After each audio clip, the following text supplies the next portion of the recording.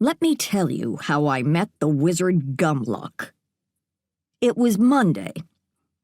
"It is Monday," he said in his little brass bed in the hill that he used for a house.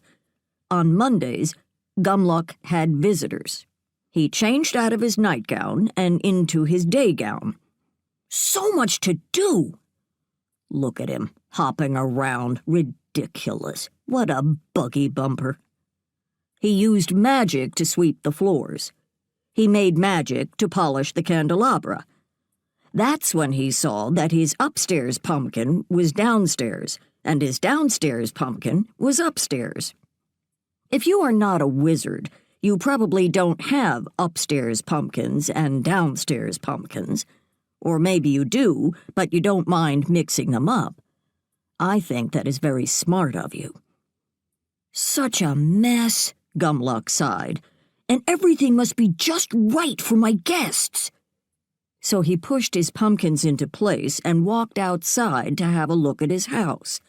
A raven was in the yard, hunting for sticks and straw. That's me. I am the raven. Maybe you didn't know you were listening to a story told by a raven. If you do not like it, you can leave. But look, this is a story about helping and haunting. A story of good lies and bad truths. Ghosts and gold. The story of a dance, a disaster, and the day I fell in love. So you might as well stay. Because most of all, I want to tell you that last part, and it doesn't happen until the end. "Old Lady Crow," the wizard said to me, "today I will have visitors from town. They like to come say hello. You know how it is." I fluffed my feathers and said, "Humph. I am not so old, and I am certainly not a crow." "You know, the townspeople call me the little wizard who lives in the big hill," Gumluck said. Then he chewed his lip. "But do you think my hill is big enough?" "I do not know," I thought, "and I do not care." He said, "What if someone comes looking for the little wizard who lives in the big hill, and when they see my hill, they say, 'That is not so big. This must not be the place.' They might walk right by without stopping. That wouldn't do."